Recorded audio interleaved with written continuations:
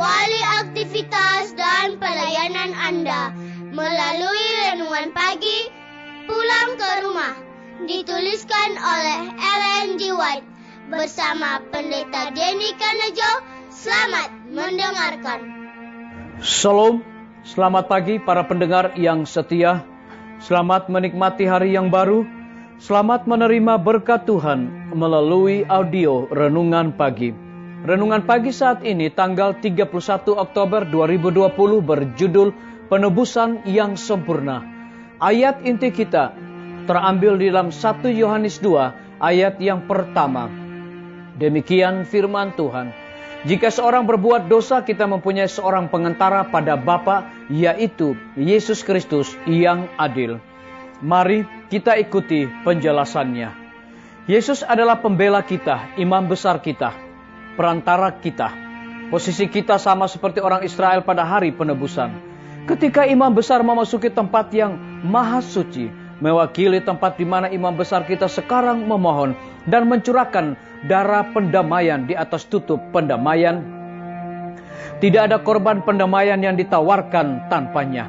Sementara imam itu menjadi perantara dengan Tuhan, setiap hati harus tunduk dalam penyesalan, memohon pengampunan atas pelanggaran. Satu golongan bertemu golongan yang lain dalam kematian Kristus.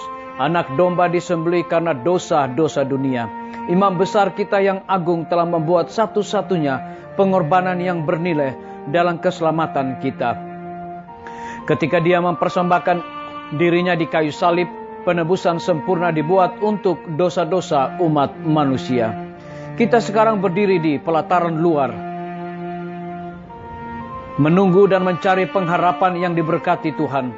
Kemunculan mulia dari Tuhan dan Juru Selamat kita, Yesus Kristus. Tidak ada pengorbanan yang ditawarkan tanpa Dia, karena imam besar melakukan pekerjaan di tempat yang paling suci.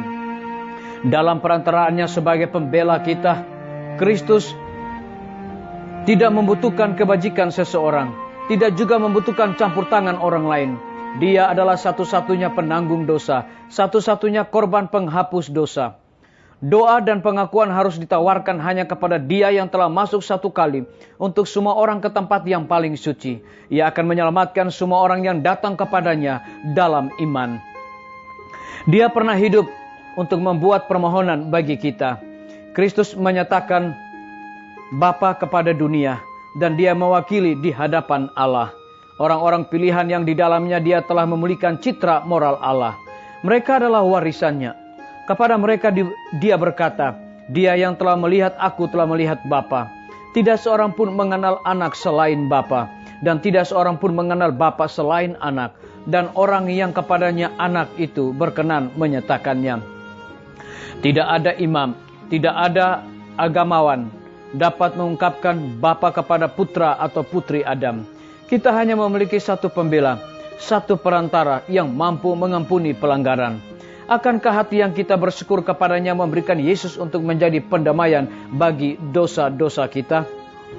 Pikirkan secara mendalam tentang cinta yang Bapa telah manifestasikan demi kita, cinta yang telah Dia nyatakan bagi kita. Kita tidak bisa mengukur cinta ini. Untuk pengukuran tidak ada. Bisakah kita mengukur yang tidak terbatas? Kita hanya mendapat memandang Kalvari kepada anak domba yang disembelih dari dasar dunia. Disalin dari majalah Science of the Times, Juni 28, tahun 1899. Saudara-saudaraku, para pendengar yang setia dimanapun Anda berada saat ini.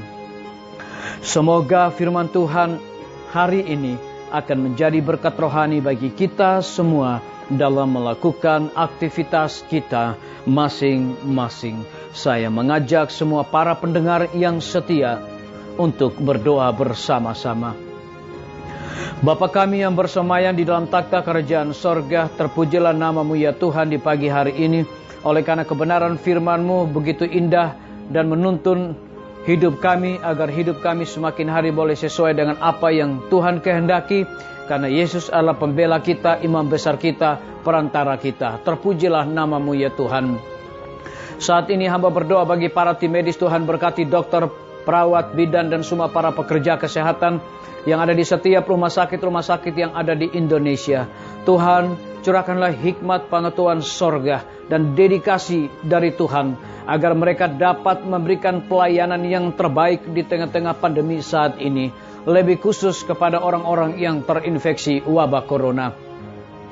Kami juga berdoa kiranya Tuhan memberkati pimpinan-pimpinan organisasi gereja Tuhan dari tingkat yang tertinggi sampai kepada jemaat-jemaat, bahkan seluruh gembala jemaat. Tuhan, urapi mereka dengan kuat kuasa Roh Kudus-Mu, agar mereka dapat memberikan pelayanan yang terbaik kepada para siswa dengan secara online maupun juga offline.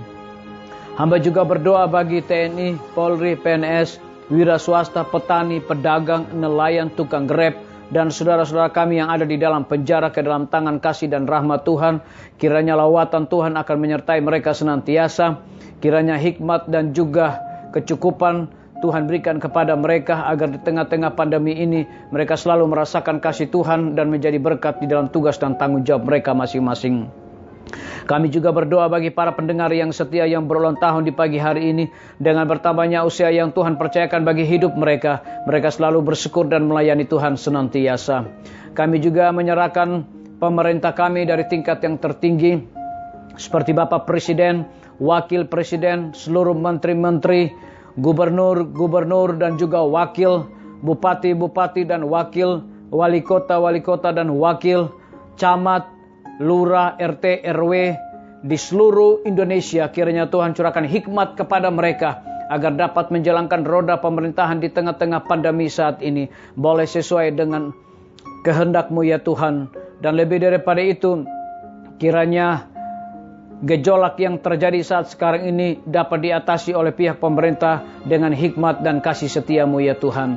Terpujilah nama-Mu ya Bapa, dan mau mengampuni segala dosa kami, karena kami sudah berdoa hanya di dalam nama Tuhan Yesus dan Juru Selamat kami. Amin. Sampai jumpa. Tuhan Yesus memberkati kita semua. Betapa ku rindu negeri yang indah yang disediakan Bapa. Sana orang saleh memuji Tuhan, di surga senang kekal. Ku rindu ke surga, sana rumahku, rindu masuki gerbang mutiara, tak pernah bersusah atau gentar, di surga ku hidup kekal. Sana ku pandang wajah Rajaku, yang telah mati gantiku, bersuka cita selama-lamanya, di surga senang kekal. Ku rindu ke surga, sana rumahku, rindu masuki gerbang mutiara, tak pernah bersusah atau gentar, di surga ku hidup kekal. Ku rindu ke surga, sana rumahku, rindu masuki gerbang mutiara, tak pernah bersusah atau gentar,